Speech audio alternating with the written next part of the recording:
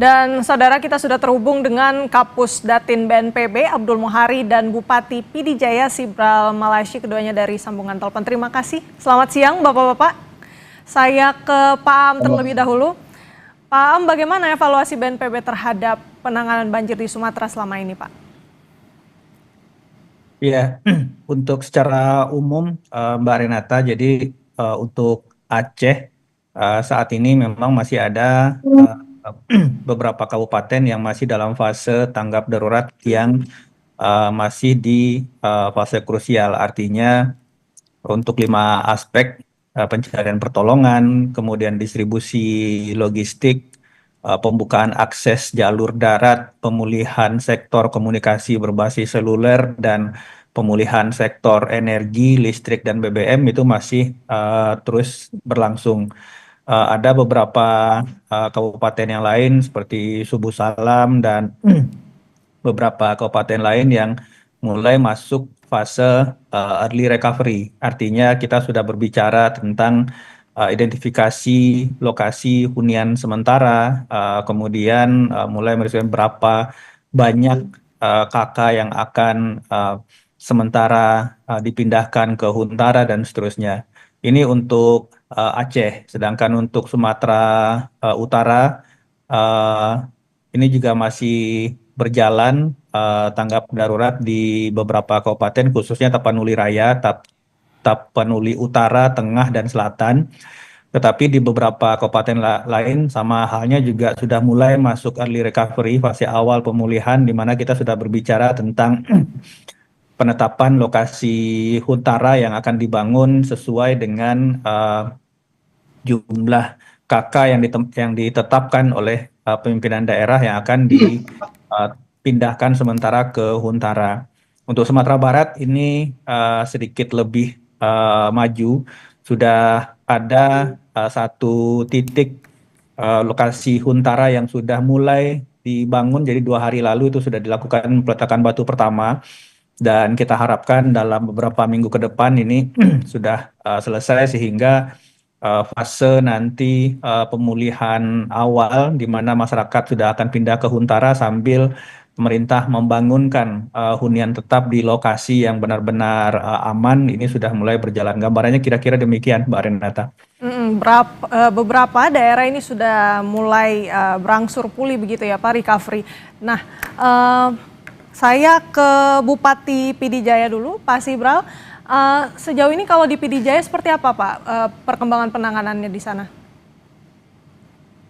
Ya, alhamdulillah atas dukungan dari pemerintah pusat yang berkomunikasi, kami para Forkopimda Kabupaten Jaya sudah melaksanakan penanganan dari semenjak awal terjadinya bencana banjir bandang ini, dan alhamdulillah sampai saat ini kami sudah melakukan uh, membantu dari semua masyarakat yang terdampak, dan sudah selesai kami melakukan evakuasi secara menyeluruh. Dan alhamdulillah sampai saat ini juga kami sudah menyalurkan bantuan pangan kepada seluruh masyarakat yang terdampak dari bencana banjir ini. Kemudian selanjutnya kami juga sudah dengan para Forkopimda dibantu TNI Polri serta para masyarakat umum lainnya, kami juga sudah melaksanakan pembersihan dari jalur utama yang memang akses untuk pendistribusian logistik kepada masyarakat-masyarakat yang terdampak dari banjir bandang yang sampai. Pak Sibral, mungkin bisa disampaikan juga Pak, ini kan tadi sudah dijelaskan ada beberapa upaya yang sudah dilakukan dari Pemda. Nah, apa sejauh ini yang paling dibutuhkan? Mumpung ada Pak Aam juga dari BNPB, mungkin bisa disampaikan Pak?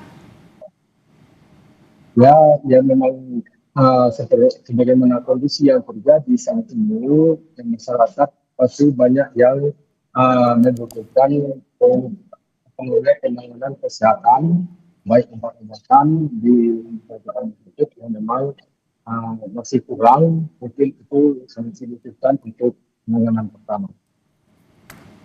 Ada beberapa hal yang masih dibutuhkan ya. Mungkin responnya Pak Am ini terkait dengan kebutuhan di PD Jaya.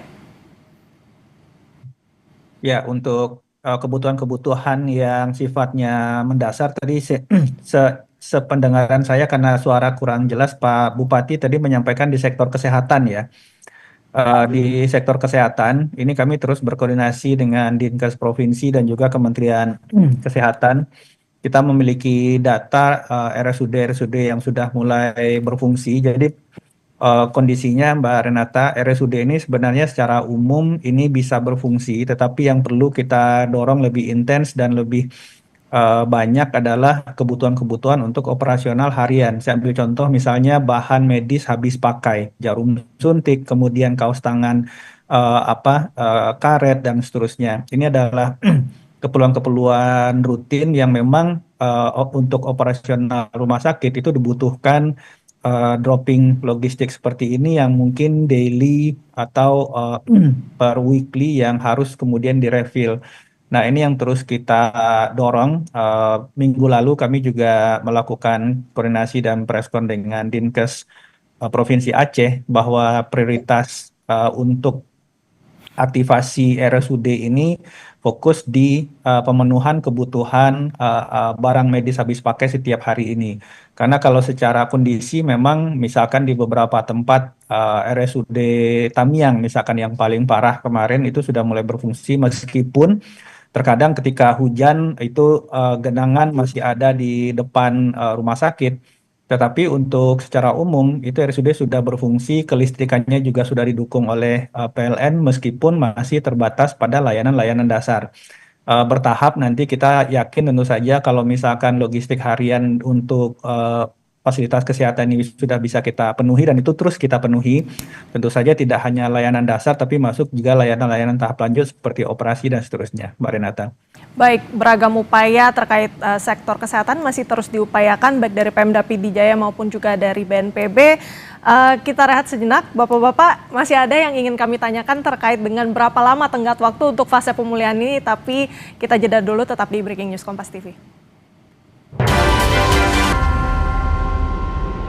Saudara, kita kembali di Breaking News Kompas TV dan kita lanjutkan perbincangan kami dengan Kapus Datin BNPB Abdul Muhari dan juga Bupati PD Jaya Sibral Malasyi. Tadi kita menyambung apa yang sudah dibahas sebelumnya Bapak-Bapak ini terkait dengan pemulihan. Saya ke Bapak Bupati terlebih dahulu, Pak Sibral, ini bisa dijelaskan untuk di PD Jaya daerah yang paling terdampak parah bagaimana dan kemudian untuk pemulihannya sejauh ini seperti apa? Baik, saya dari Kabupaten PD Jaya menjelaskan sedikit yang memang sangat berpengaruh dan sangat dicak parah hari ini adalah di sektor lahan pertanian. Yang pertama mengenai masalah daerah bendungan irigasi yang secara menyeluruh 7 irigasi bendungan irigasi adalah hancur diakibatkan dari bencana banjir dan banjir bandang ini, sehingga kemungkinan di daerah sehingga dari kemungkinan terjadi ini mengancam dari lebih kurang 6.000 hektar sawah yang tidak memungkinkan untuk melakukan cocok tanam di tahun berjalan ini, sehingga masyarakat PD Jaya kemungkinan tidak dapat menanam padi sebanyak 6.000 hektar lebih kurang. Ini sangat mempengaruhi daripada ketergantungan masyarakat PD Jaya di sektor pertanian, dan mata pencarian mereka di titik utama adalah di sektor pertanian, akan berpengaruh pada pendapatan mereka dan akan berdampak pada naiknya angka kemiskinan dan bisa jadi kondisi ini dikhawatirkan akan menimbulkan. Oke, Pak Sibral, berarti memang untuk lahan pertanian ini yang paling parah ya Pak. Pak Am, boleh responnya ini terkait dengan lahan pertanian kan sebelumnya untuk rekonstruksi rumah dan lain sebagainya. Kalau lahan pertanian dari BNPB ini seperti apa Pak? Ya, untuk kerugian saat ini kita mendata seluruh aspek kerugian, Mbak Renata. Jadi tidak hanya kerugian sifatnya rumah rusak, jembatan, jalan, dan lain-lain, tetapi juga saat ini kita melakukan pendataan yang lebih detail untuk kerugian seperti lahan sawah, ternak, kemudian aset-aset lain yang berkaitan dengan ekonomi. Ada beberapa kebijakan juga yang sudah disampaikan oleh Bapak Menteri Keuangan seperti keringanan atau penghapusan kredit dan lain-lain yang sudah dijelaskan sebelumnya. Tapi ini untuk data kita taruh terus lengkapi. Kami menerima update data ini penghitungan setiap hari yang juga setiap malam dilaporkan oleh Bapak Kepala BNPB langsung kepada Presiden. Sehingga nanti penanganannya sifatnya lintas sektor yang berkaitan dengan pertanian. Tentu saja nanti kita akan koordinasikan dengan Kementerian Pertanian untuk kebijakan penggantian dan lain-lain seterusnya. Yang berkaitan dengan perumahan, ini kami langsung berkoordinasi dengan Kementerian PKP dan BNPB sendiri. Jadi ini kami kumpulkan datanya, kami laporkan kepada Bapak Presiden, kemudian penanganannya akan lintas sektor dan kita harapkan juga bisa berjalan paralel dengan upaya tanggap darurat ini, Mbak Renata. Baik, berarti tidak hanya rumah, tidak hanya jalanan, jembatan, tapi juga dari sektor ekonomi, pertanian yang untuk perekonomian masyarakat itu juga akan ditanggung begitu ya, dan sekarang sedang didata kerugiannya. Pak Am, bisa diupdate juga kepada kami ini untuk update terkini korban sampai saat ini untuk di 3 provinsi bagaimana Pak? Untuk saat ini kami masih melakukan rekap penghitungan tiap provinsi, Mbak Renata. Memang kalau untuk data korban, ini operasi pencarian pertolongan di beberapa tempat, beberapa kabupaten itu sudah dihentikan karena sudah tidak ada korban hilang atau pelaporan nama korban yang masih hilang. Untuk Aceh itu yang masih dilakukan ada 6 kabupaten, Benar Meriah, Aceh Utara, Aceh Tengah, Biren, Aceh Tamiang, dan Nagan Raya.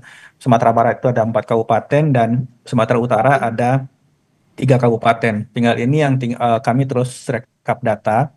Dan pada fase ini kami mensinkronkan data ini dengan data Dukcapil, Mbak Renata. Signifikansinya apa? Karena ini sangat penting supaya kita bisa paham korban ini terkadang ada korban yang atau jasad yang ditemukan oleh tim SAR itu sudah sebelumnya meninggal. Karena daerah terdampak banjir ini tidak hanya kawasan pemukiman, tetapi juga kawasan pemakaman. Sehingga ada jasad-jasad yang kemudian ditemukan oleh tim SAR ketika kita identifikasi korbannya ternyata ini dalam catatan sipil itu sudah meninggal. Nah ini kami identifikasi kembali karena ini nanti berkaitan dengan hak-hak ahli waris dan seterusnya. Ini terus kita lakukan di tempat-tempat yang sudah selesai fase pencarian. Ini kita lakukan identifikasi by name by address supaya nantinya kita benar-benar punya data yang valid yang berkaitan juga nanti dengan hak-haknya ahli waris.